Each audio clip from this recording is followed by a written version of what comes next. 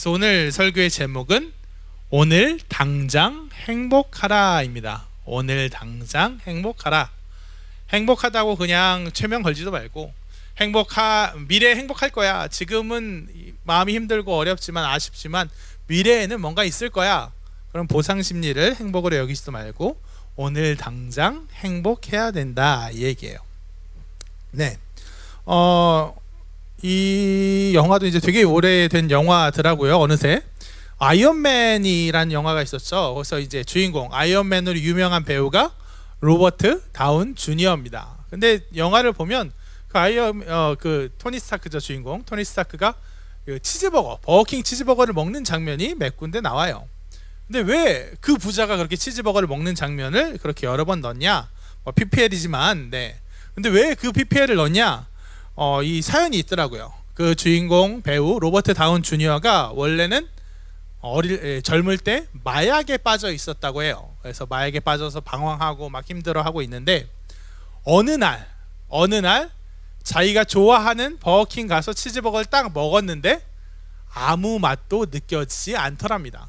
그래서 이제 마약이 이제 몸을 망치다 못해서 이제 미각까지 잃어버리게 만든 거죠. 그래서 이거 큰일 났다 하고 당장 그때 정신 차리고 가서 가지고 있던 마약 다 바다에 버리고 열심히 이제 재활 훈련하고 해서 재기에 성공했다. 그래서 이제 그 배우한테는 그게 그 버거킹 치즈버거가 좀 그 기억에 남는 음식, 뭐 어떻게 보면 고마운 음식이어서 그 영화에도 그거를 넣었다고 해요.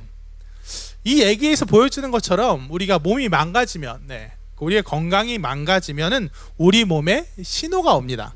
신체 기능이 제대로 작동하지 않기 때문이죠. 미각이 없어지거나 어떤 통증이 오거나 얼굴이 갑자기 막 흑색이 된다거나 뭐 그런 신호가 옵니다. 신앙에 있어서도 우리의 신앙이 은혜가 잘 작동하고 있는지 아닌지 분간할 수 있는 신호가 있어요.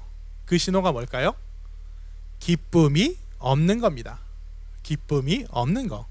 기쁨이 없으면 우리 가운데서도 신앙이 제대로 작동하고 있지 않다는 거. 우리 신앙이 뭔가 큰 위기에, 큰 어떤 어려움에 처해 있다는 신호나 마찬가지입니다.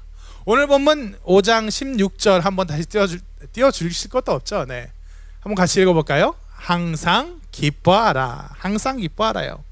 이 항상 기뻐하라는 이 말씀, 이거 엄청 많이 들은 말씀인데 의외로 많은 사람들이 이걸 한 귀로 듣고 흘리는 말씀입니다. 많은 사람들이 이 본문을 그냥 그래 고난이 와도 최대한 긍정적인 마인드로 살아가자. 인생 살다 보면 기쁜 일 슬픈 일 다 있지만 그래도 되도록이면 기쁜 일에 집중해서 되도록이면 긍정적으로 밝은 모습으로 살아가자. 그 마인드가 중요하다 이쯤으로 여겨요. 어떻게 살다 보면 어떻게 기쁜 일 슬픈 일 있는 거지 어떻게 늘 기쁘고 좋을 수만 있겠어 라고 반문하면서 그냥 적당히 그래 항상 기뻐하라고 했으니까 기뻐하는 척만 하고 살아갑니다.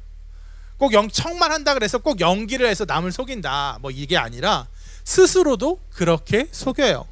고난이 왔을 때, 어려움이 왔을 때 이게 내 마음에 너무나도 괴롭고 안타깝고 아쉽고 전혀 달갑지 않으면서도 그래 뭐 괜찮아 나중에 더 좋은 걸 주실 거야 또 뭐 다른 좋은 일도 있잖아 위로를 주시잖아 이렇게 애써 생각을 털어버리면서 그래 이 정도면 이 정도 고난이 왔는데 그래도 이 정도 마음 원망 안 하고 이 정도 기쁜 일이 있으면 거기에 기뻐하고 거기에 또 감사하고 이 정도면 항상 기뻐하는 거에 가깝지 이렇게 스스로 생각합니다.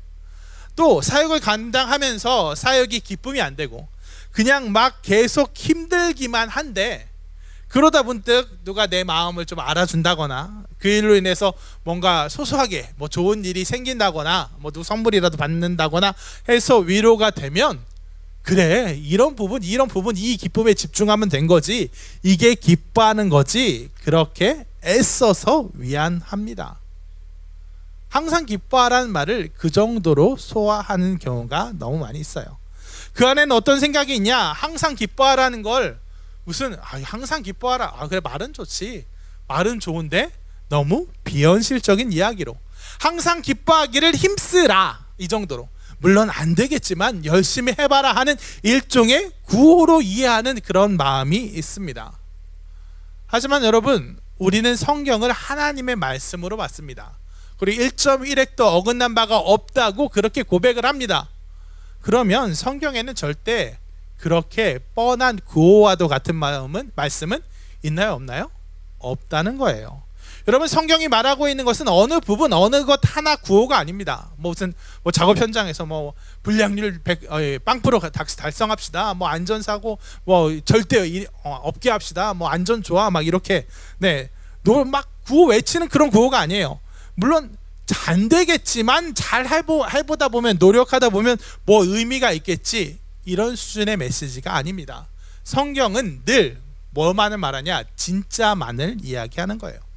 성경에서 항상 기뻐라 하라 하는 것은 항상 기뻐하는 것이 가능하기 때문에 우리에게 이야기하는 거예요. 항상 기뻐하라. 그럴 수 있다. 너희 그 길로 나아가라 하는 거예요. 어떻게 가능할까요? 오늘 처음 성령 충만에 대해서 얘기한다 그랬죠. 오직 성령 충만으로 가능합니다. 좋은 일, 기쁜 일, 행복한 일, 그런 일만 있어서 항상 기뻐하는 게 가능한 게 아니라, 아니면 자기 최면하듯이, 의외로 많은 사람들이 이렇게 자기 최면해요. 기뻐야지. 그래서 무슨 웃음벨 치는 사람처럼 그냥 마음은 그냥 어렵고, 실제적으로 마음은 어렵고 너무 괴로워 죽겠는데 누가 옆에서 보고 있으면 웃습니다. 누가 옆에서 물어보면 기쁘대요. 그런 자기 최면이 절대로 신앙이 아니에요. 오직 성령으로, 주 안에 있는 사람, 성령 안에 있는 사람은 항상 기쁨이 가득하게 됩니다. 반드시 그래요. 어떻게 그럴 수 있을까요? 물론 이런 맥락도 있어요. 성령이 이제 성령 충만하면 성령이 내 마음밭을 좋게 하셔서 부드럽게 하시고 마음의 기쁨을 주시고, 그래서 고난이 와도 그래, 이 어려움 아무것도 아니야, 이길 수 있어. 그리고 고난이 오고 안 좋은 일이 있어, 그래도 내 안에 그냥 하나님과 교제하는 그 기쁨과 그 행복이 있어서 괜찮아. 물론 이런 맥락도 있어요. 우리는 주로 이쪽을 많이 생각합니다. 성령 충만해지면 그 안에 주와 함께하는 기쁨, 또 모든 걸 다 긍정적으로 해석할 수 있는 기쁨이 내 안에 있어서 힘들게 안 느껴져. 은혜가 있으면 기뻐. 그래요. 이게 포인트예요. 고난이 와도, 기쁘지 않은 일이 있어도 힘들지 않게 느껴져. 슬프지 않게 느껴져. 기쁨으로 느껴져. 해석할 수 있어. 물론 이거 있어요. 물론 이것도 엄청 강력한 은혜예요. 하지만 그 이전에 성령이 임하면 어떻게 되느냐? 진정 기뻐할 수 있는 일이 생겨납니다. 진정 기뻐할 수 있도록 내가 처한 상황, 내가 처한 판이 뒤엎어져요. 무슨 말이냐? 예를 들어서 한번 말해 보겠습니다. 어떤 농부가 이제 열심히 자기 밭에 물을 대요. 논농사 하려면 밭에 물을 찰랑찰랑하게 채워 넣어야지 이제 되니까. 그래서 막 열심히 대고 잘했다 하고 집에 갔다가 자고 일어나서 와보면 자기 논에 물은 하나도 없고 옆 논에 물이 다 가 있는 거예요. 밤사이 그 농부가 이렇게 그 물꼬를 터갖고 물을 다 이렇게 빼간 겁니다. 그래서 화가 났죠. 막 따지기도 하고 자기는 모른다 그러고 그래서 씩씩대면서 다시 와서 다시 채우고 그랬는데, 이게 한두 번이 아닌 거예요. 자꾸만 그렇게 하는 거예요. 이게 신앙으로 그리스도인으로서 용서하고 품어보려고 막 했는데, 몇 번 그러는데 계속 그러고 얄밉게 그러니까 도저히 안 되겠는 거예요. 그래서 작심하고 내가 결단을 내야겠다 하고 싸우려고 가기 전에 마지막으로 기도를 했습니다. 하나님, 어떻게 할까요? 내가 이 사람 진짜 어떻게 해버릴 것 같은데 하나님 책임져 주세요 하고 그냥 간단히 기도했어요. 근데 그 순간 성령께서 말씀하시는 거예요. 뭐라고 말씀하실까요? 먼저 옆놈부터 먼저 물을 대라. 자기 논 이제 물을 대면 빼가는 게 화나면 옆놈부터 먼저 물을 대라 라고 그 순간 성령께서 말씀하셨대요. 어때요? 터무니없는 얘기죠. 지금 이 얄미운 사람, 이 뻔뻔한 사람, 전혀 도와줘서는 안 되는 이 사람에게 먼저 물을 대주래요. 나도 힘들어 죽겠는데 그거부터 하래요. 터무니없었습니다. 하지만 그 순간 말씀하신 성령님이 너무나도 강하게 말씀하셨기 때문에 성령의 압도당해서 순종했대요. 그랬더니 옆논 주인이 와서 엎드리고 사과하고 교회의 귀한 동역자가 되더라, 이 얘기입니다.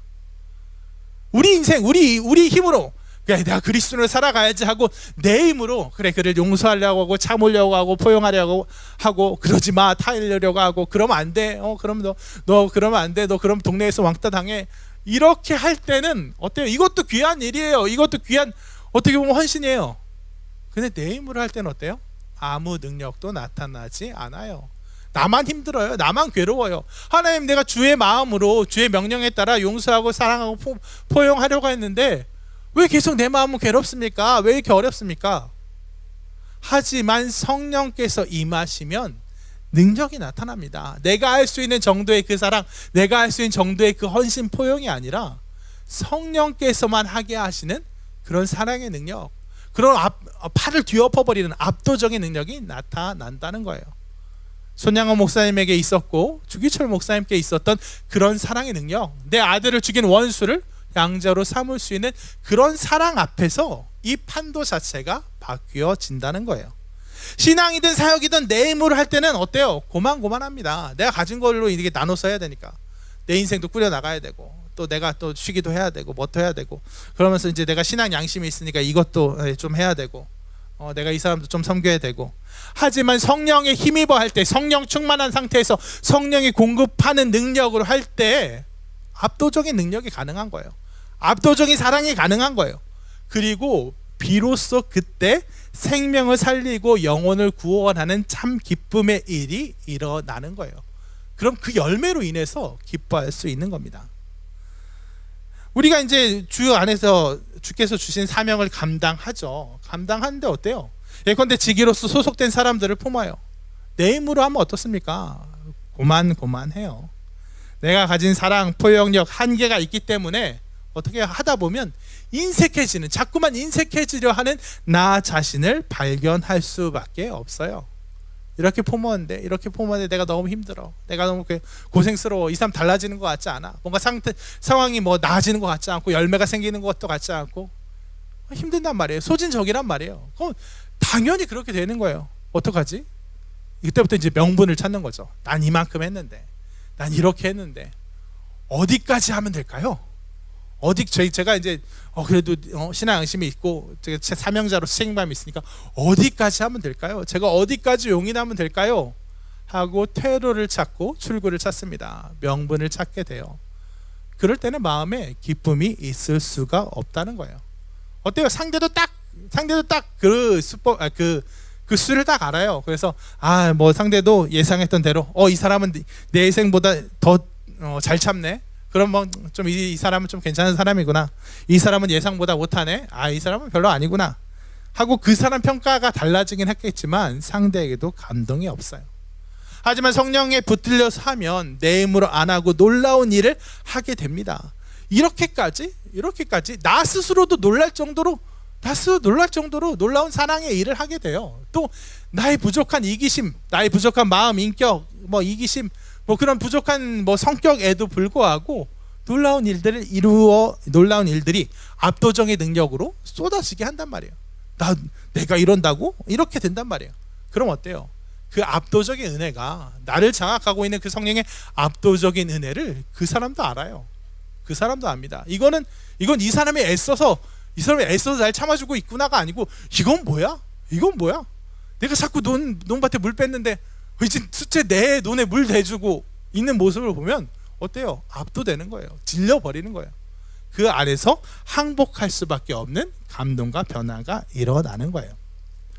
저도 부족하나마 이런 비슷한 경험을 해본 적이 있습니다. 네, 없지 않아요. 어떤 경험이냐면, 교회에 있다 보면, 교회에 이제 특히 이제 목사잖아요. 그럼 평일에 교회에 딱 누가 찾아와요. 그럼 평일에 교회에 있는 사람 누구겠어요? 목사 아니면 직원이에요. 그러면 이제 사람들이 이제 딱 붙잡고 잘 됐다 싶어서 이제 도와달라고 많이 얘기를 합니다. 제가 어떻게 지금 출소를 갓 했는데 저기 방을 구할 데가 없다든가, 아니면 지금 자기가 일을 하고 있는데 그 월급을 제대로 못 받아서 지금 끊겨갖고 어렵다든가. 그래서 항상 살짝만 넘기게 해주면 내가 다시 이제 자리 잡고, 그러면 많이 보답하겠다, 이런 패턴으로 꼭 이제 얘기를 해요. 그럼 어떻게 되나요? 그러면은 항상 고민됩니다. 왜요? 내가 가진 거엔 한계가 있으니까. 제가 무슨 주머니에 막 돈 100만 원씩 넣고 다니는 그런 부자도 아니고, 당장 제가 한 달 용돈 4만 원에 내게 했었죠. 내가 돈이 그렇게 많지도 않은데 뭐 어떻게 해야 되나 고민이 될 때가 있어요. 또 그리고 어떤 사람들은 보면 뻔히 보이잖아요. 아, 이 사람 내가 돈을 주면 그 돈을 가지고 즐겁게 술을 마시고 가서 자겠구나, 그리고 다음에 또 오겠구나, 이런 게 생각이 든단 말이에요. 그래서 그래, 내가 목사인데 이렇게 도움을 청하러 온 사람 도와줘야 하는데 라는 그런 의무랑, 네. 근데 내가 돈이 없는데, 내가 이거 당장 내 주머니에 있는 비상금 10,000원 20,000원 주기 시작하면 정말 힘들어지는데, 그냥 뭐 얘기 들어봐도 뭐 되게 절실하면 내가 그걸 감사하고라도 도와주겠지만 뭐 별로 도와주고 싶지 않은, 어떻게 보면 뻔한 핑계 뻔한 사연이기도 하고, 정말 예전 제 살림이 어려웠을 때는 한두 번 주다가 오히려 화가 나더라고요. 왜 날 이렇게 힘들게 하지 하고 화가 나서 10원 한 장 주고 싶지 않았습니다. 그러다가 하필이면 그러던 중에 제가 어떤 역할을 맡았었냐면 구제부서를 맡았어요. 구제부서를 맡으니까 이제 이게 교회 차원으로 공식적으로 들어온 오퍼가 너무 많은 거예요. 그럼 뭐 이걸 도와달라 저걸 도와달라, 지붕을 뭐 교회에서도 연락이 와요. 지붕을 어떻게 해달라 뭘 해야 되나. 막 오면 이제 감당을 못 하겠어서, 그래 예산이 이만큼이지, 예산이 이만큼이고, 그러니까 기준을 세우자. 교회로서 너무 야박하게 굴 수는 없으니까 어느 정도는 뭐 할 수 있는, 어느 정도는 최소의 투자로 최대 효과를 볼 수 있는 그런 가성비 좋은 그런 이제 그런 지원을 하고, 또 그러면서도 너무 쉽고 풍성하게 도와줘서 사람들이 더 오면 어떡하지? 더 많이 오면 어떡하지? 이 사람이 또 오면 어떡하지? 더 바라면 어떡하지? 그러면 안 되니까 너무 쉽고 풍성하게 받아가지 않도록 뭐 와서 뭐 예배를 다 드리고 그러면 뭐 식사를 하고요. 그 다음에 뭐 목욕하고 뭐는 해드리고요. 막 이렇게 기준을 세웠습니다. 막 너무 야박하지도 않고, 내 의무감은 어느 정도, 교회 또 의무 이런 이미지는 또 채워가면서, 또 그렇다고 마냥 퍼주지는 않게끔, 어떻게 보면 이 어려워서 도와달라고 온 사람에게 너무 많은 도움이 되진 않게끔, 너무 많은 도움을 줬다가 그 사람이 잘 되고 막 그래서 야 여기 가서 도와줬더라 하는 얘기 들으면 감당 못할 것 같아서 그렇게 교묘한 기준을 세웠단 말이에요. 세우고 그렇게 진행했어요. 그 인색함으로 하려 했던 거죠. 나의 인색함으로 그렇게 했었습니다. 그런데 어느 날 정말 이 사람은 들어올 때부터 내가 이놈은 사기꾼이다 라고 알았어요. 아, 이놈은 진짜 사기꾼이다. 아니 양복을 그럴듯하게 입고, 근데 막 뭐 금반지 이런 거 끼고 막 왔는데 막 자기 얘기를 엄청 하고 막 한국 교회에 대한 막 분노도 터뜨리고 막 얘기하다가 결국 뭐라고 얘기하냐면, 자기가 지금 뭐 사업을 하는데 정말 뭐 어쩌고 저쩌고 해서 뭐 사실 지금 뭐 말도 안 되는 얘기예요. 돈이 200만 원이 필요하다고 얘기를 하는 거예요. 그래서 막 이 얘기 저기 끌어들이는데 저는 진작부터 말도 안 되는 소리 하지 마라 했어요. 막 자기가 지금 뭐 대검찰청에서 뭐 전화가 와서 막 잡아간다 그런다 어쩐다, 뭐 돈 없으면 잡혀간다 하는데 대검찰청이라고 이제 자기가 저장해 놓은 전화번호를 딱 보여주는데 지역 번호가 032로 시작하더라고요. 032면 인천 지역 번호거든요. 제가 그때 마침 제가 마침 뭐 20살 때 거기까지는 인천 살았어 갖고 032가 인천인 거 너무 확실히 알았어요. 그래서 제가 대검찰청이 인천에 있나요? 라고 하니까 그 사람이 당황해 갖고 막 한창 따는 얘기도 하고 그랬어요. 사기꾼인 거 알았어요. 그러면서 막 자기가 돈이 필요하다고 하는 거예요. 그래서 이거 어떻게 돌려보낼까? 어떻게 순순히 돌려보낼까? 또 괜히 뭐 그때 하필이면 또 주일이었어요. 그 교회인들 뭐 시끄럽게 하면 이제 피곤하니까 그냥 조용히 그냥 조용히 웬만하면 그냥 돌려보내고, 만약에 정 계속 하면 내가 10,000원이라도 줘서 돌려보내야겠다 이렇게 계획을 세웠죠. 그래서 전 그럴 교회도 그럴 계획이 지금은 없고요, 권한도 없고요, 주민센터 가보세요 라고 이렇게 얘기했어요. 그러니까 저라도 도와달래요. 이게 어떻게 그렇게 당신이라도 도와주세요 라고 했을지 모르겠어요. 왜냐면 뭐 그때 누가 봐도 전 돈이 없었을 상황인데, 그래서 저는 더더욱 없어요. 저는 돈이 없어요. 진짜 하나도 없어요 하고, 진짜 없었으니까, 진짜 없을 때였으니까 하고 돌아서려고 하는데, 하필이면 그때 그 전후에서 한 5년 10년 동안 제 통장에 돈이 10만 원 이상 있었던 적이 없었는데, 하필이면 그때 딱 200만 원이 통장에 들어있는 게 기억난 거예요. 그 며칠 전에 저희 아내 친정에서 누구였는데 장모님이었나 아니면 처제였나 누군가가 이제 첫째 출산을 앞두고 그래도 한동안 이제 힘들어질 텐데 친정도 어려운 가운데 어렵사리 지원한 돈이 딱 생각이 난 거예요. 그래서 처음에 이걸 왜 생각나게 하십니까? 하고 발끈했어요. 아니 왜 생각나게 하십니까? 이걸 왜 줘요? 이 사람한테 왜 줘요? 하는데 성령께서 그때 강하게 이렇게 이야기해 보신 거예요. 넌 왜 항상 한 번을 안 해보니? 라는 말이 있는 거예요. 너 왜 항상 한 번을 안 해보니? 왜 항상 네가 가진 그거 딱 해서 가성비 따져갖고 그걸 가지고 유용하게 쓰려고 하니? 네가 가진 거 네 것이라고 생각하고 그렇게 유용하게 쓰려고 인색함으로 하지 말고 네가 그냥 순종해서 뿌려보면, 그냥 돈 버려보면 내가 채워주는 거 한번 경험해 봐라 하는 그런 말씀이, 그런 이끄심이 강하게 있었어요. 뭐 지금 설명하면 이렇게 긴데 그때는 왠지 줘라 하시는 것 같고 왜요 계속 하다가 계속 그런 마음이 드는 거예요. 왜 넌 항상 그렇게 논리적으로 생각해? 합리적으로 생각해? 주면 채워줘 그런 마음이 각 잡고 있는 거예요. 그래갖고 제가 그때까지, 그래서 그분이 얘기하면 대검찰청이 인천에 있나요? 뭐 한데 뭐 얘기하면 그러면 지금 뭐 어음이 이미 부도가 났으면 지금 해도 해결이 안 될 텐데요. 그렇게 그 사람이 하는 말에 이제 허점을 계속 해갖고 그 사람을 당황시켜서 보내야지 하는 걸 충실하고 있어서 그 사람도 반쯤 기대를 접고 그냥 저녁이나 사주세요 이런 쪽으로 가고 있다가 갑자기 일어나서 제가 교회 밑에 1층에 편의점이 있었는데 거기서 한 번에 30만 원씩밖에 못 뽑는 거 7번을 뽑아서 200만 원을 그냥 딱 줬어요. 그러니까 그 사람이 당황하더라고요. 이걸 왜 줘요? 라고 이게 뭐였지? 왜 이걸 줘요? 라고 얘기를 하더라고요. 자기가 달라고 그랬으면서. 그래서 모르겠어요, 나도 모르겠어요 하고 줘서 보냈습니다. 한번 저는 이게 지금도 제가 이 사기꾼에 넘어간 게 아니고 홀린 게 아니고 성령의 이끄심이라고 생각해요. 그러니 어떻게 됐을까요?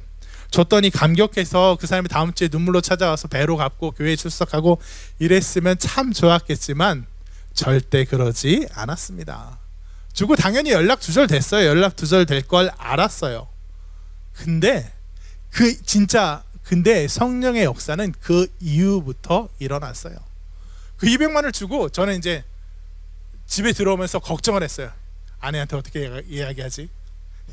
이걸 내 돈, 뭐 우리 집에서 온 돈도 아니고 친정에서 준 돈을 주고 왔으니까 어떻게 하지? 딱 이렇게 얘기하고 딱 내가 큰일이 있어 이렇게 얘기를 시작했는데 아내가 그러니까 긴장하기 시작하는 거예요.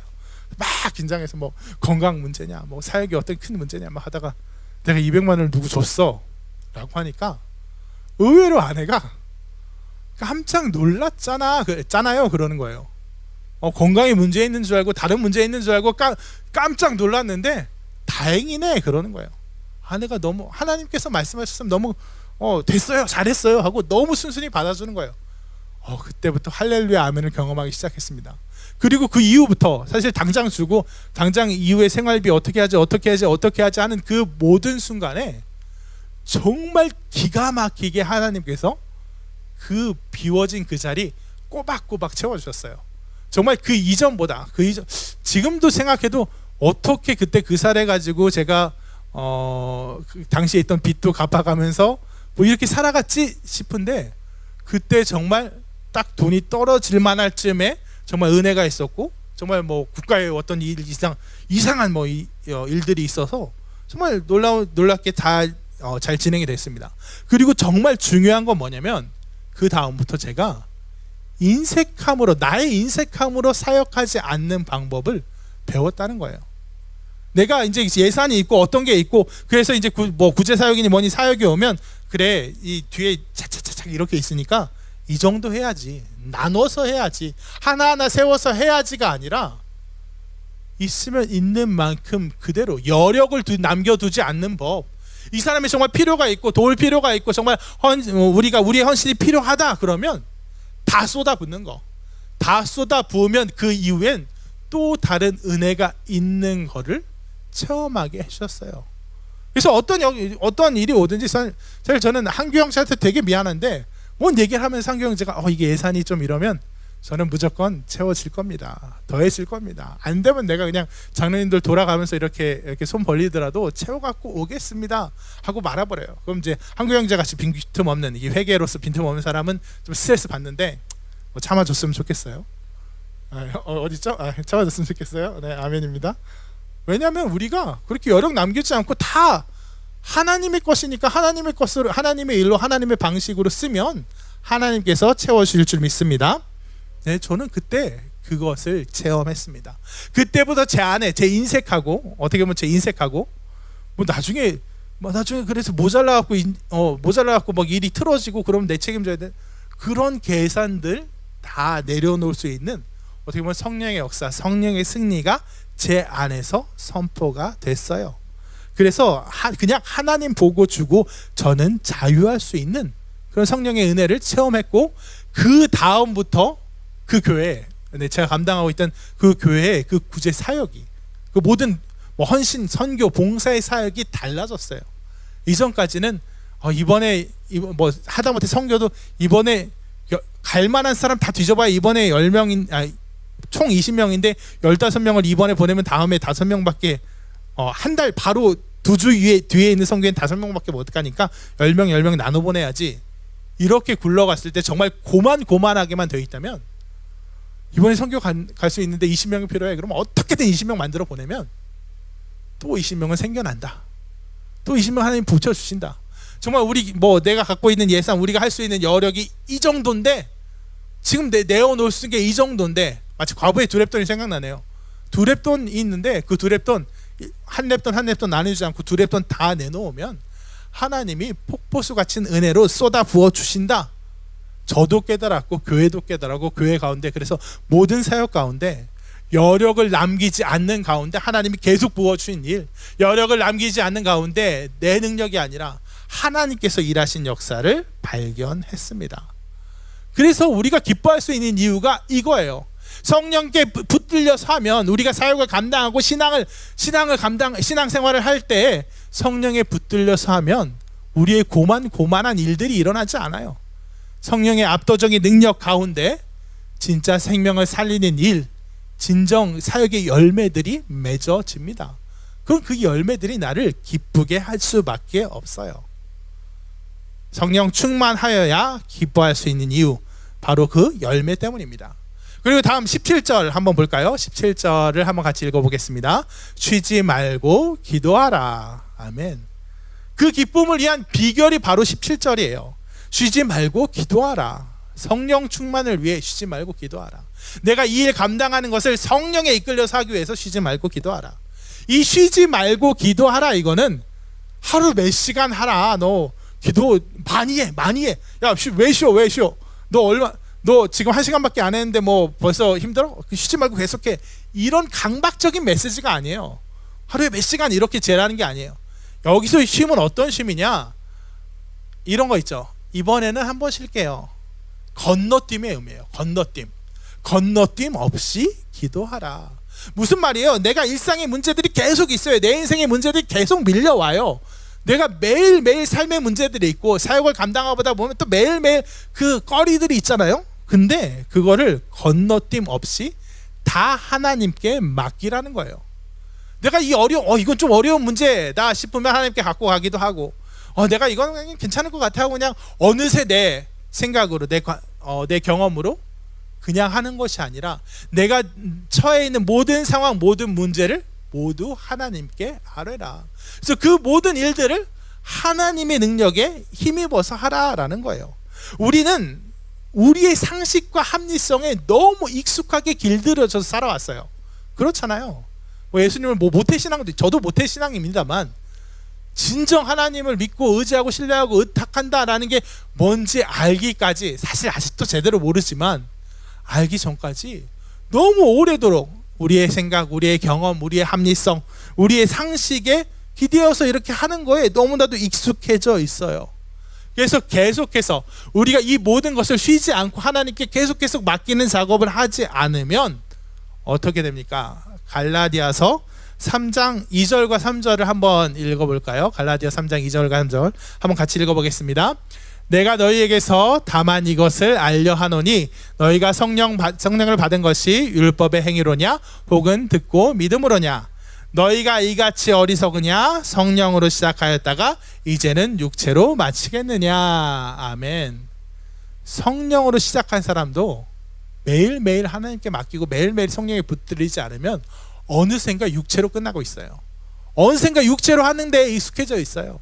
어느샌가 내 생각, 내 경험, 내 관성대로 하게 돼요. 정말 심지어 목사들도 그럴 수 있어요. 저도 그럴 수 있어요.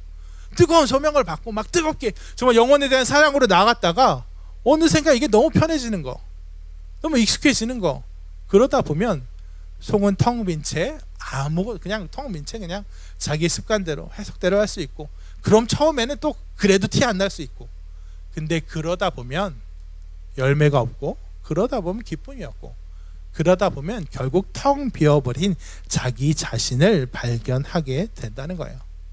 그러니 쉬지 말고 기도하라.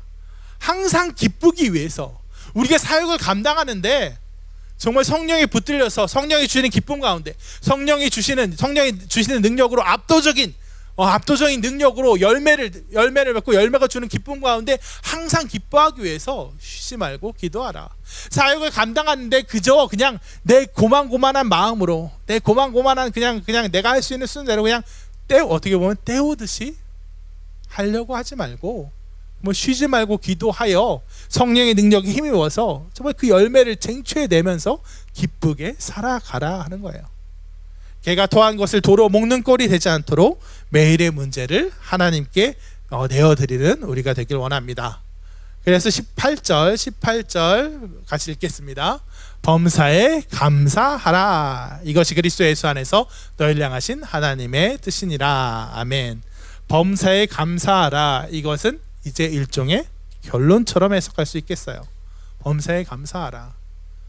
감사는요, 범사에 감사하라 역시 진짜 감사하라는 얘기예요. 내 마음은 아쉬워 죽겠는데, 내 마음은 전혀 달갑지 않은데 그래도 감사하죠. 왜? 내가 하나님께 빚진 게 많으니까. 그러니까 이 정도는 내가 참아야 되니까. 죄사함의 빚도 졌고 천국도 보내준다니까 이 정도 고난이 와도 내가 따질 수도 없고 그냥 감사함으로 받아들일게요. 내가 그냥 이 정도 고난, 예수님 믿다 보면 이렇게 어려움도 있고 그런데 아이고 차라리 그래요. 내 감사한 하나님, 날 구원해 주셔서 감사한 하나님 위해서 내가 이 정도 고난도 감당할 수 있는 게 감사하네요. 마치 널 위해 이 정도 내가 할 수 있으니까 그래 감사해. 이런 식의 감사하라가 절대 아니라는 거예요. 감사하라 무슨 말입니까? 진정 내 마음의 기쁨, 내 마음에 항상 기쁨의 그 기쁨 가운데 있는 그 토대 위에서 감사하라. 고난이 오고 어려움이 왔을 때 진정 그럼에도 불구하고 내 마음에 항상 기쁨, 성령에 의지한 항상 기쁨, 그 기쁨이 있을 때 감사하라.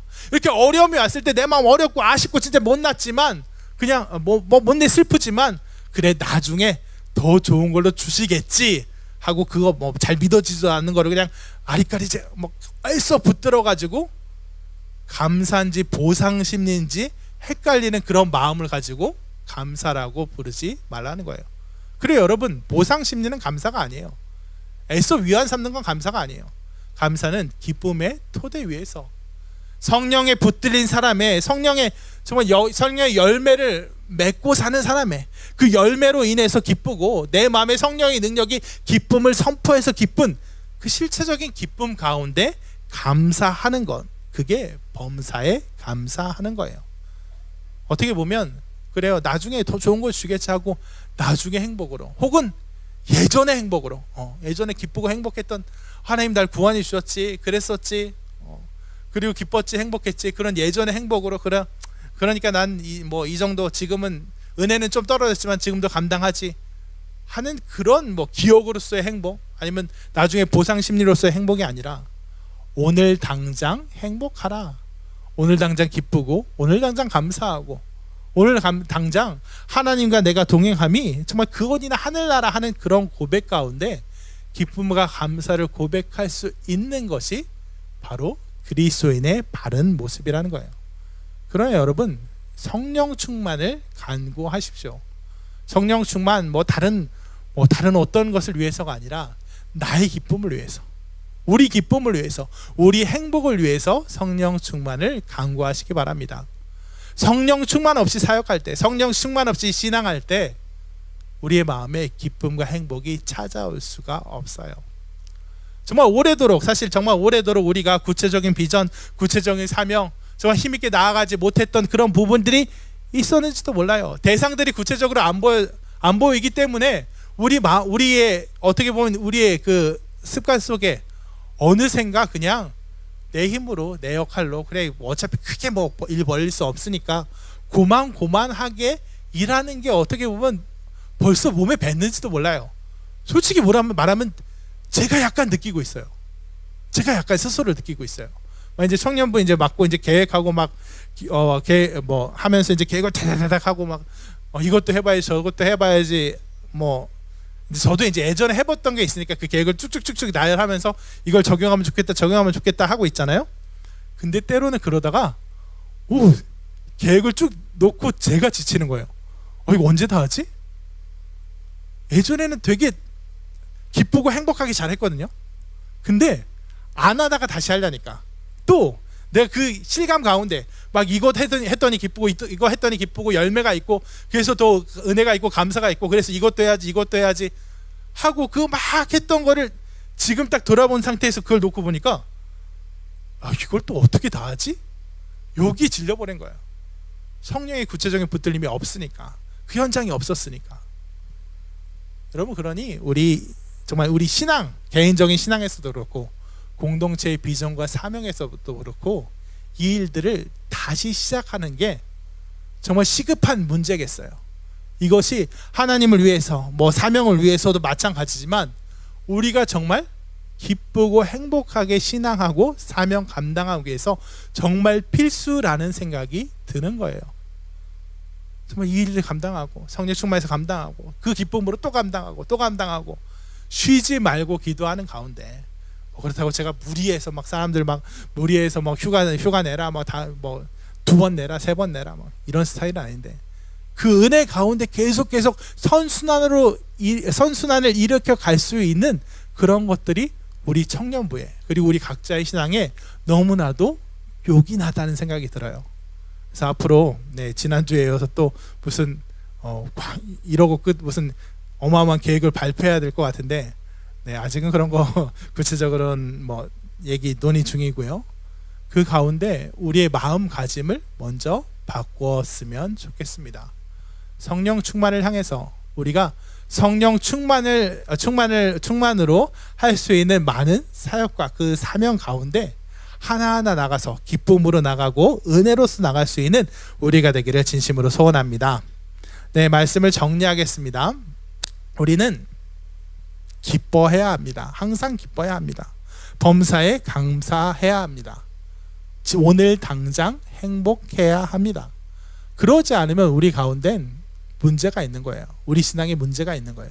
성령의 역사가 일어나지 않는 거예요. 우리의 사역을 통해 성령의 열매가 맺어지지 않고 있고 그 열매를 맛보아서 기쁨에 들어가지 못하고 있는 거예요.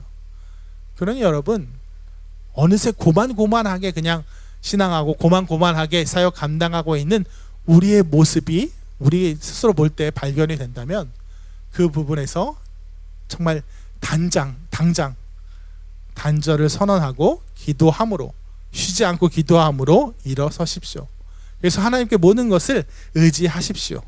그래서 우리의 인생 자체가 항상 기쁨의 찬양, 감사의 찬양이 되어서 하나님께 영광 돌리는 그런 인생 되게 하고 또 우리 인생 정말 힘든 수고의 인생이 아니라 기쁜 헌신의 인생이 되기를 진심으로 축원합니다.